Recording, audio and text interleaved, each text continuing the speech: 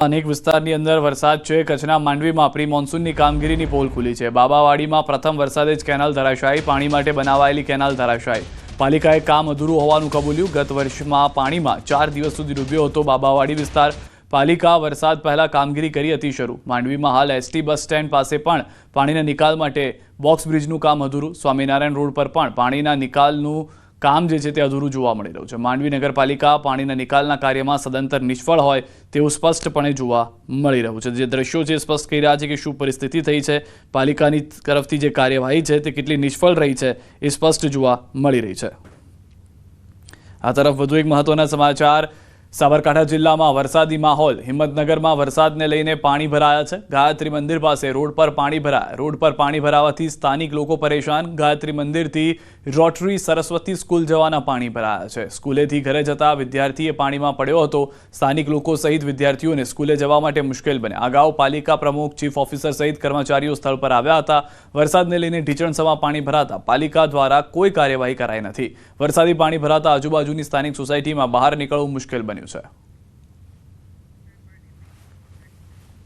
ગાંધીનગરના કોબામાં ભેખડ ધસી પડી। દિવાલ ધસી પડતા 3 મજૂર દટાયા હતા। બાંધકામ સાઇટ પર સેફટી નેટ બાંધતા સમયે બની ઘટના।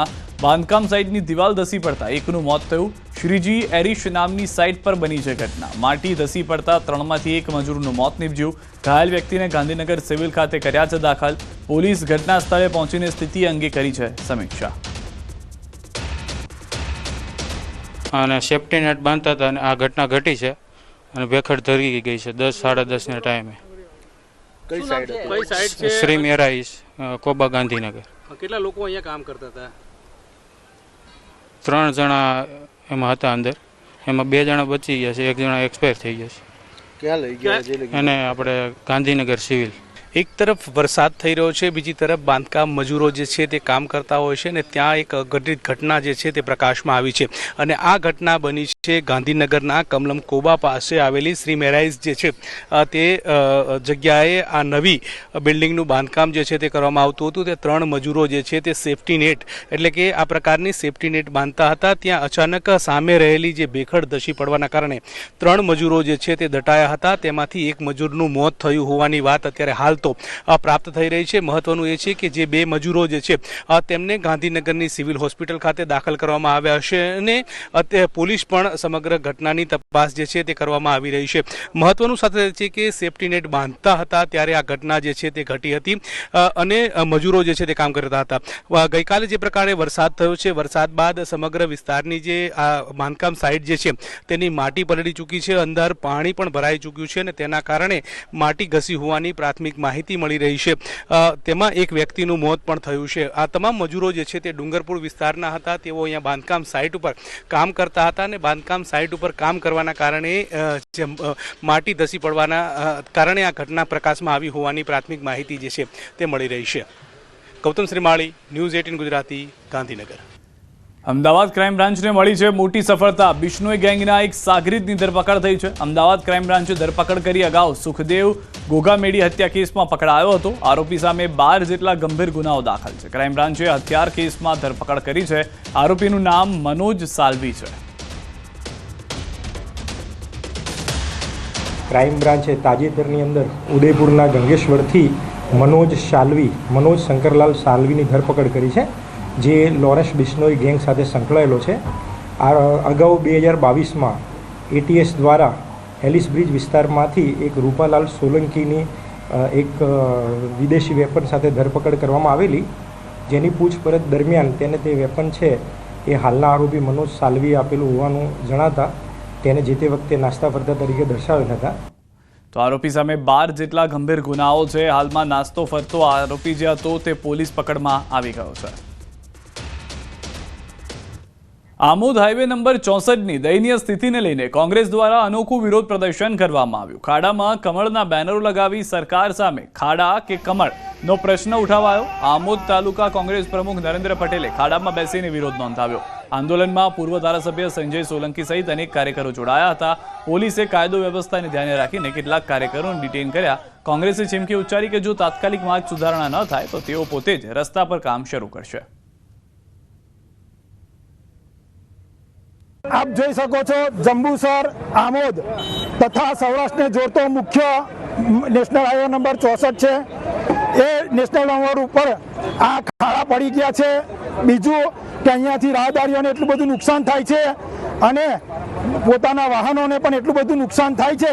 આજ દિન સુધી તંત્ર દ્વારા કોઈ પણ સમારકામ કરવામાં આવ્યું નથી. તો બેંકના કામે જતા હોય, સૌરાષ્ટ્રનો જોડતો રસ્તો હોય, સુરતનો જોડતો રસ્તો હોય, આ રસ્તો હમણાં 6 મહિના પહેલા બનાવવામાં આવેલો. આ રસ્તા જંબુસર વિસ્તારના ધારાસભ્ય DK સ્વામીશ્રીએ 25 વર્ષ સુધી ગેરંટી આ રસ્તો તૂટે નહીં. કયા કારણોસર આ નિવેદન આપવામાં આવ્યું છે, કયા હેતુથી આપવામાં આવેલો હતો આ નિવેદન, એ ખૂબ મહત્વનો પ્રશ્નો છે. અમદાવાદના ન્યૂ રાણીપ વિસ્તારમાં મનપાની ઘોર બેદરકારી જોવા મળી છે. સરદાર ચોક પાસે ખુલ્લા ડીપીના વાયર, ખુલ્લી ગટર, ઉખડી ગયેલા સાઇનબોર્ડ જોવા મળી રહ્યા છે. રસ્તાની બાજુમાં ખુલ્લા ભાગને કારણે સ્થાનિકોમાં ભયનો માહોલ જોવા મળ્યો. ખુલ્લી ગટર, ખોદકામ અને નીચાણવાળા ભાગમાં વરસાદના પાણીનો ભરાવો થાય છે, જેને લઈ લોકોમાં પણ અકસ્માતનો ભય છે. રાહદારીઓએ તાત્કાલિક કામગીરી કરવા માંગ કરી છે. પાણી ભરાઈ જશે ને અહીંયા હવે ગાડીઓ લઈને આવતા એમને તો ખબર ના હોય અહીંયા પાણી ભરાઈ જાય એટલે આવે એટલે એના અંદર ટાયર બાયર એમનું નુકસાન એ થાય ને બધું થાય. એટલે આના અંદર આ તો કરાવવું જરૂરી છે, પણ હવે ક્યારે કરે એ ખબર નહીં. એ વાયરો પડેલા છે, બધા ખુલ્લા પડેલા, અહીંયા પાણી ભરાઈ જશે. અમદાવાદ મહાનગરપાલિકાની બેદરકારી લોકોના જીવ જોખમમાં મૂકી રહી છે. અમદાવાદમાં ખુલ્લેઆમ ડીપીના વાયર ખુલ્લા હોય છે, તેની સાથે અનેક જગ્યાઓ પર જે ખોદકામ કરી નાખ્યું છે તેને કારણે લોકો મહા મુસીબતનો સામનો કરતા જોવા મળી રહ્યા છે. એક તરફ જ્યારે વરસાદ પડે ત્યારે પાણી ભરાવાની સમસ્યા તો છે, પરંતુ આ પ્રકારની પરિસ્થિતિ હોય તો વિચાર કરો કે જે જગ્યા ઉપર પાણી ભરાયેલું હોય લોકોને ખબર પણ ન પડે કે આ જગ્યા પર ઊંડાણપૂર્વક આ પ્રકારનું ખોદકામ કરેલું હશે, જેનું સમારકામ થયેલું નથી. પરિસ્થિતિ એ આવે છે કે લોકો છે ડરતા અહીંથી પસાર થતા હોય છે.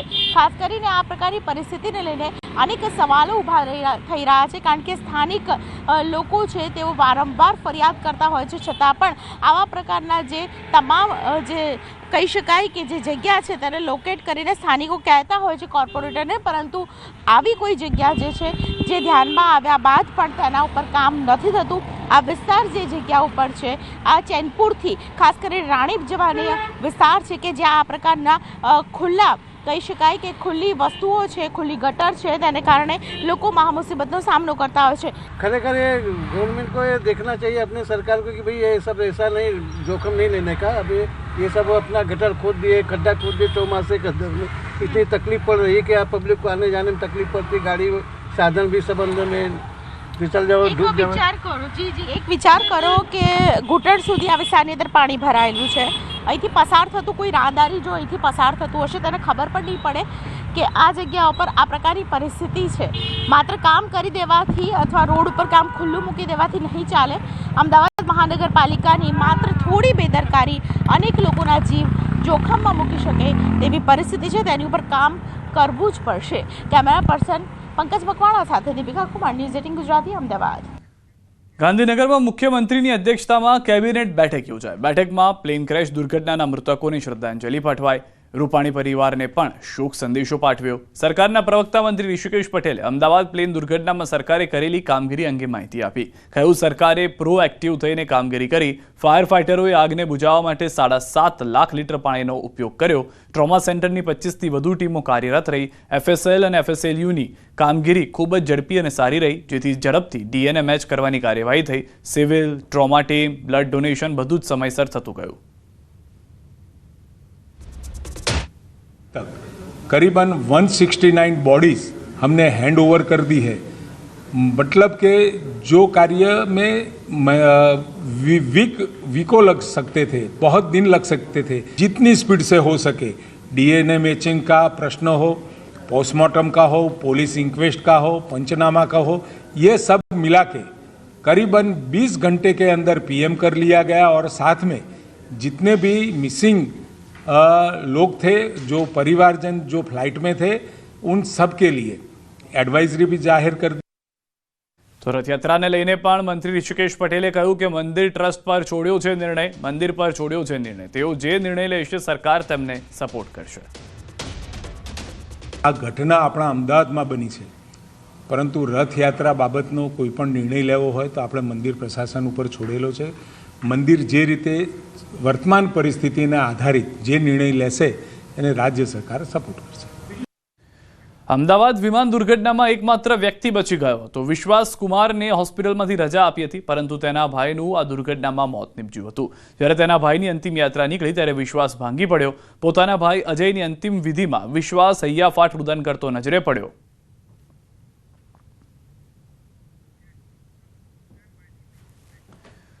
સુરતમાં જિલ્લા ભાજપ કાર્યાલય ખાતે યોજાયો શ્રદ્ધાંજલિનો કાર્યક્રમ. અમદાવાદ પ્લેન દુર્ઘટનાના મૃતકોને અપાઈ શ્રદ્ધાંજલિ. આ દુર્ઘટનામાં પૂર્વ મુખ્યમંત્રી વિજયભાઈ રૂપાણીનું નિધન થયું હતું, ત્યારે તેમની આત્માની શાંતિ પ્રાર્થના કરી મૌન પાળવા આવ્યું હતું. સ્વર્ગીય રૂપાણીની પ્રતિમા પર પુષ્પાંજલિ કરવામાં આવી હતી. ભાજપ પ્રમુખ, મહામંત્રી, સાંસદ પ્રભુ વસાવા તેમજ જિલ્લાના હોદ્દેદારો અને સહકારી આગેવાનો સહિત કાર્યકરો રહ્યા હતા હાજર. તમામ યાત્રીઓ તેમજ જે હોસ્ટેલ ઉપર અકસ્માત થયો એ હોસ્ટેલમાં ભારતનું ભવિષ્ય એવા સૌ ડૉક્ટર લોકોનું ત્યાં મરણ થયું હતું.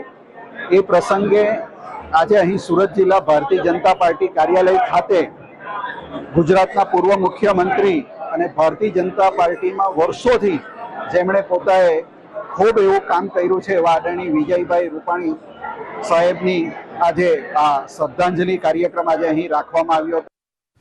ગુજરાતની 4 યુનિવર્સિટીને મળી નોટિસ. રેગિંગ રોકવાની ગાઈડલાઈનનું પાલન ન કરતા મળી છે નોટિસ. રેગિંગ સંદર્ભે યુજીસીએ દેશની 89 યુનિવર્સિટીઓને નોટિસ આપી, જેમાં ગુજરાતની 2 સરકારી અને 2 ખાનગી યુનિવર્સિટીઓને પણ શોકોઝ નોટિસ ફટકારાઈ. આયુર્વેદ યુનિવર્સિટી અને ગુજરાત યુનિવર્સિટી ઓફ ટ્રાન્સપ્લાન્ટેશન સાયન્સને મળી છે નોટિસ. ઉપરાંત અમદાવાદની સ્કિપ્સ યુનિવર્સિટી અને પાટણની MK યુનિવર્સિટીને પણ નોટિસ અપાઈ છે. યુજીસીએ નોટિસ સાથે 9 જુલાઈ સુધી anti ragging compliance report submit કરવા પણ સૂચના આપી છે. સમાચારોમાં અત્યારે બસ આટલું જ. આપ જોતા રહો ન્યૂઝ 18 ગુજરાતી.